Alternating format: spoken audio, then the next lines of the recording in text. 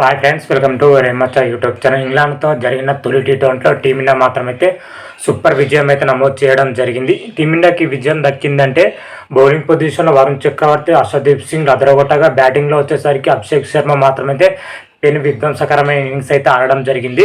ఓవరాల్గా వచ్చేసరికి తొలి టీ20లో మా టీమిండియా ప్రదర్శన ఎలా ఉంది, ఏ విధంగా ఉంది అనే వాటి గురించి పూర్తి డీటెయిల్ తెలుసుకునే ముందు మా ఛానల్ అయితే సబ్స్క్రైబ్ చేసుకోండి. పక్కన ఉన్న బెల్ ఐకాన్ మాత్రమైతే క్లిక్ చేసి పెట్టుకోండి. ఫర్దర్గా మీ వీడియో అప్లోడ్ చేసినప్పుడు మీకు నోటిఫికేషన్ వస్తుంది.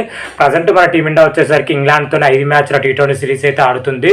ఇందులో భాగంగానే తొలి టీ20 వచ్చేసరికి ఈరోజు అయితే కోల్కతా వేదిక అయితే జరిగింది. తొలి టీ20లో వచ్చేసరికి ఇంగ్లాండ్ పైన టీమిండియా వచ్చేసరికి 7 వికెట్ల తేడాతో అద్భుతమైన విజయం అయితే నమోదు చేయడం జరిగింది. ముఖ్యంగా టీమిండియాకి విజయం దక్కిందంటే బ్యాటింగ్ పొజిషన్లో వచ్చేసరికి అభిషేక్ శర్మ విధ్వంసకరమైన ఇన్నింగ్స్ అయితే ఆడడం జరిగింది. ఇంగ్లాండ్ బౌలర్కి అయితే చుక్కలు చూపించడం జరిగింది, ఊచకోచడం జరిగింది. కేవలం శర్మ వచ్చేసరికి 34 బంతుల్లోనే 79 పరుగులు చేసి మన ఇంగ్లాండ్ బౌలర్లకు అయితే చావు దెబ్బ ఎలా ఉంటుందో అయితే చూపించడం జరిగింది. అదేవిధంగా బౌలింగ్ పొజిషన్లో వచ్చేసరికి మన హర్షదీప్ సింగ్ కానీ, అదేవిధంగా వరుణ్ చక్రవర్తి రాణించడం జరిగింది. అతను తోడుగా హార్దిక్ పాండ్యా, అక్షర్ పటేల్ కూడా తోడవడం జరిగింది. ఓవరాల్గా టీమిండియా బౌలర్స్ సమిష్టిగా రాణించడంతోనే తొలి టీ20లో విజయం అయితే దక్కిందని కూడా చెప్పుకోవచ్చు. అంటే ఓవరాల్గా మ్యాచ్ గురించి చూసుకుంటే టాస్ గెలిచిన టీమిండియా మాత్రమైతే మొదటగా అయితే బౌలింగ్ ఎంచుకోవడం జరిగింది. మొదటగా బ్యాటింగ్ దిగిన ఇంగ్లాండ్ టీం అయితే ఆదిలోనే హర్షదీప్ సింగ్ అయితే ఇంగ్లాండ్ అయితే చావు దెబ్బ కొట్టడం జరిగింది. పిల్సాల్ట్ వచ్చేసరికి డక్అవుట్ అయితే వెనుదిరగడం జరిగింది. ఆ వెంటనే వచ్చేసరికి బెన్ డకెట్ కూడా అవుట్ కావడం జరిగింది. ఆదిలోనే మన హర్షదీప్ సింగ్ అయితే 2 వికెట్లు తీసి ఇంగ్లాండ్కి అయితే చావు దెబ్బ చూపించడం జరిగింది. ఆ తర్వాత జాస్ బట్లర్ కానీ, అదేవిధంగా హరీ బ్రూక్స్ కానీ ఇన్నింగ్స్ అయితే చక్కదిద్దే ప్రయత్నం అయితే చేయడం జరిగింది. అయితే మరోసారి మా టీమిండియా బౌలర్లు రెచ్చిపోవడంతోనే బ్రూక్స్ కేవలం 17 పరుగుల వద్దనే అవుట్ అవ్వడం జరిగింది. ఒక పక్కన వికెట్లు పడుతూ ఉంటే మరొక పక్కన వచ్చేసరికి మన జాస్ బట్లర్ మాత్రమైతే కెప్టెన్ ఇన్నింగ్స్ అయితే ఆడడం జరిగింది. చివరి వరకు క్రీజ్లో ఉండడం జరిగింది. ఇంగ్లాండ్ వచ్చేసరికి 132 పరుగులు చేసింది. అంటే ఆ జాస్ బట్లర్ వల్లనే అంత మాత్రం స్కోర్ అయితే చేయడం జరిగింది.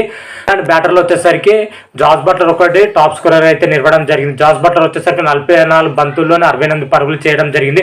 8 ఫోర్లు, 2 భారీ సిక్సర్లతో జాస్ బట్లర్ 154 స్ట్రైక్ రేట్ తోటి అద్భుతమైన ఇన్నింగ్స్ అయితే ఆడడం జరిగింది. జాస్ బట్లర్ ఒకటే టీమిండియా బౌలర్ పైన అయితే ఎదురుదాడి అయితే దిగడం జరిగింది.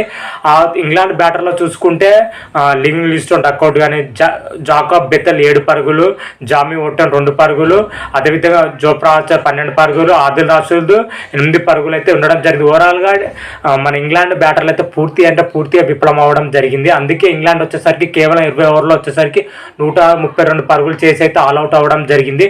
ఓవరాల్గా చూసుకుంటే మన ఇంగ్లాండ్ బ్యాటర్లో జాస్ బట్లర్ ఒకటే అద్భుతమైన ఇన్నింగ్స్ అయితే ఆడడం జరిగింది. అది ఇంత తక్కువ స్కోర్లో అవుట్ చేయడంలో ముఖ్యంగా మన భారత బౌలర్ అయితే మంచి ప్రదర్శన అయితే చేయడం జరిగింది.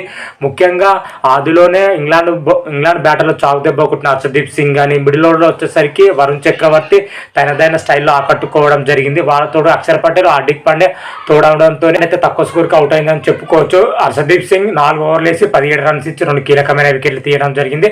హార్దిక్ పాండ్యా 4 ఓవర్లు వేసి 42 రన్స్ ఇచ్చి 2 వికెట్లు అయితే తీయడం జరిగింది.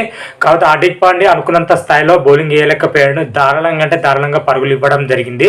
అదేవిధంగా వరుణ్ చక్రవర్తి వచ్చేసరికి 4 ఓవర్లు వేసి 23 రన్స్ ఇచ్చి 3 కీలకమైన వికెట్లు అయితే తీయడం జరిగింది.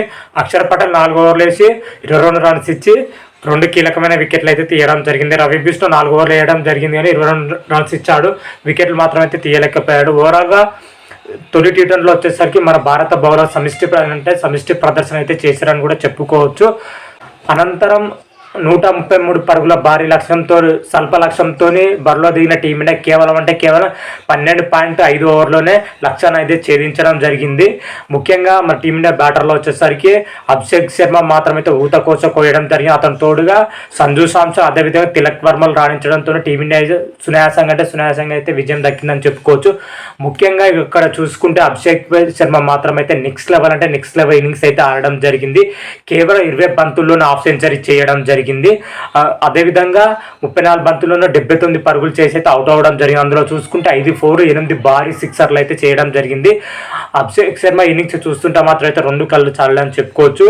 ఏ బౌలర్ను కూడా చూడకుండా అందరి బౌలర్ను అయితే ఊచకూచ కోయడం జరిగింది అభిషేక్ శర్మ మాత్రం అయితే. కాబట్టి అభిషేక్ శర్మకు వచ్చేసరికి 29 పరుగుల వద్ద ఆదిల్ రషీద్ క్యాచ్ వదిలిపెట్టడంతోనే తన వచ్చిన అవకాశాన్ని అభిషేక్ శర్మ మాత్రమే సద్వినియోగం చేసుకోవడం జరిగింది. ఆ తర్వాత టాప్ గేర్లు అయితే దూసుకొని అయితే వెళ్ళిపోవడం జరిగిందని చెప్పుకోవచ్చు. చివరి వరకు అయితే ఉంది. లక్ష్యానికి ఇంకా 6 పరుగుల దూరంలో అయితే అభిషేక్ శర్మ అయితే అవుట్ అవ్వడం జరిగింది. తర్వాత తిలక్ వర్మ అయితే లక్ష్యాన్ని అయితే పూర్తి చేయడం జరిగింది. ఓవరాల్గా చూసుకుంటే టీమిండియా బ్యాటర్లో వచ్చేసరికి సంజు శాంసన్ 20 బంతుల్లోనే 26 పరుగులు చేయడం జరిగింది. 4 4 ఒక సిక్సర్తోనే సంజు శాంసన్ 130 స్ట్రైక్ రేట్తో ఆడడం జరిగింది. సూర్యకుమార్ యాదవ్ పూర్తి నిరాశపరిచారు. కేవలం డక్అవుట్గా అయితే వెనుదిరగడం జరిగింది. ఆ తర్వాత వచ్చిన తిలక్ వర్మ వచ్చేసరికి 16 బంతుల్లోనే 19 పరుగులు చేయడం జరిగింది. 3 4లు చేసి టీమిండియాకి అయితే విజయం దక్కించారని చెప్పుకోవచ్చు. టీమిండియా టాప్ ఆర్డర్ బ్యాట్పైన రాణించడంతో సునాయాసంగా విజయం దక్కింది.